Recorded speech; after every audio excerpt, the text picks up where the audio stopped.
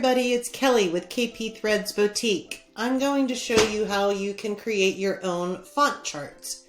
And I'm going to start off by saying that if you have not made yourself aware of Canva.com yet, I would suggest that you stop or pause this video and check out Canva.com. It is a really great platform for posting to any of your social media sites, for creating videos. It's just an excellent tool to have in your toolbox. It is free, or you can purchase the subscription, which I have. I've used Canva for many years now, and I do have the subscription, which does give you a lot more use out of the platform. So I would suggest that you go to Canva, make yourself familiar with that, because the way that I did my font chart, I did upload it into Canva to get my final product, which is what you see here. And then come back and check us out, okay? So to get started, we're gonna open Embrilliance. And some of you may open Embrilliance and you may see your hoop size, hoop 5x7. We don't want that when we're creating our font chart, so we're just going to remove it by going up to View and draw a hoop, and it takes it away. So the first step, we are going to go to our font and select the fonts that you want to put on your font chart for your clients to take a look at. I typically keep the 1-inch fonts on my font chart because that is what I'm using most of the time. I will showcase if there's a font that I don't have in 1-inch, I only have it in 2-inch, then I probably will showcase that font as well. But I will show you that. So let's get started. So I'm going to come over here in my font, and I'm going to choose a 1-inch font that I have, and I'm just going to choose randomly. Let's choose Champagne. And in the text block, I'm going to actually type Champagne because that's the name of the font. It will help the client say, that's the font I want, then you know that it's Champagne. I will click return, and there's Champagne. I'm going to move it up. I'm going to leave a little space because from the around the exterior of all of the fonts, because we are going to screenshot it and bring it over into Canva. So leave some space around all of your fonts. And we're just going to keep repeating this process. Click on the letters, choose a font. Let's go down here and we'll choose Galder Glen. I'm just going to put in Galder.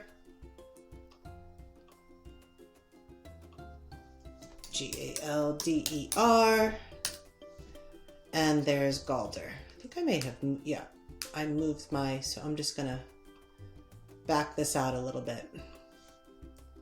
Bring him back up.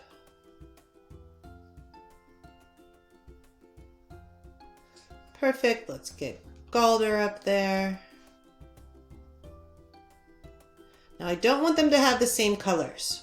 On my font chart that I created, you can see I use many different colors. It keeps it nice and vivid. So to change the color, I'm going to click on color, click on my block, and choose a different color. Okay, and we're just going to keep repeating this process until you've got your fonts that you want on your font chart.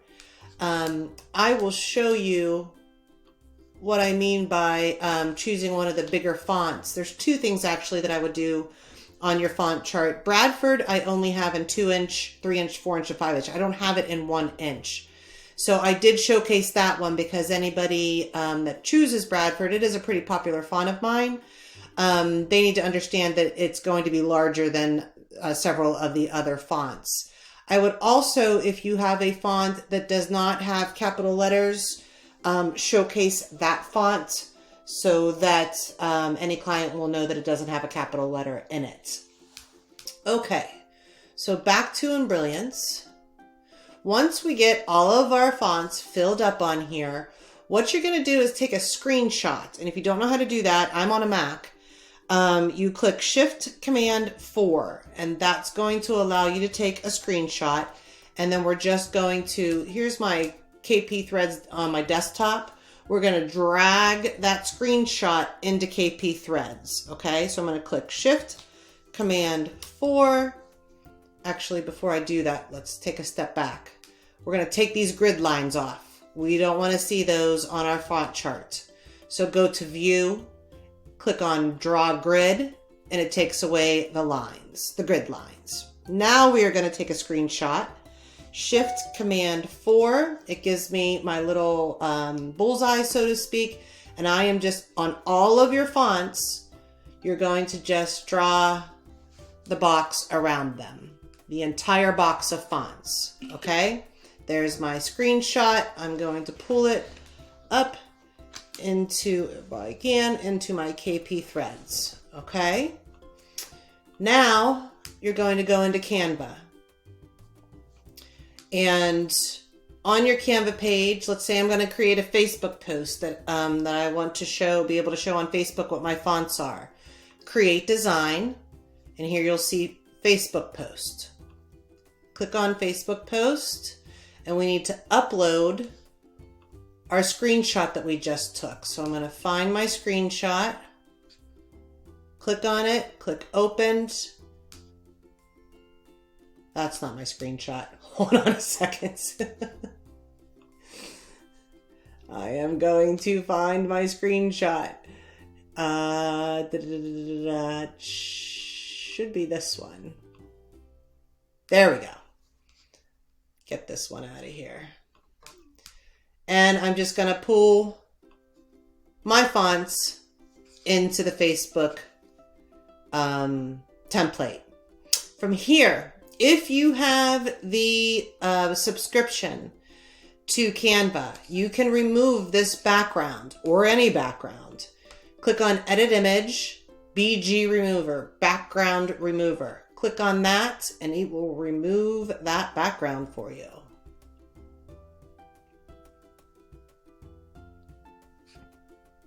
Once we get the background removed, you'll want to place, you can see there's an outline there. You do try to stay within that outline for Facebook. It's just your guidance as to what you can see on the Facebook post. So you want to keep your fonts inside of that. Now, granted, you're going to have many more down here. On my font chart, I also added fonts at the top of it. I did that in Canva and KP Threads. So let me go back here to the one I was creating page. You can bring in anything else that you would like to bring in. If you would like to bring in your logo, you just click on it. After you've uploaded it, you can bring in anything you'd like. If you'd like to create a font chart title, you would click on text and you can type in font chart, bring it up. You can change your colors, bold, italic, fonts. You can do different effects to it if you want a shadow on it. So there's a lot that you can do in Canva, as I mentioned, that's very beneficial. And then once you're done, once you've got your font chart all set up, then what you want to do is come over to share. Well, first of all, you want to title it. Like I said, you want to put your title in there because it will say untitled, I believe, or it'll say Facebook post, but you need to put your title in there and then you can download it. Excuse me. So then once you download it, you'll be able to print it if you just want to print it so that you could have it to show your clients. You can do whatever you want to do with it. If you want to then publish your font chart in Facebook, then you've got it all set up to do that. You can certainly do that as well. But if you have any questions that I can help answer for you, please let me know. And don't forget, subscribe below. Good luck on your font chart.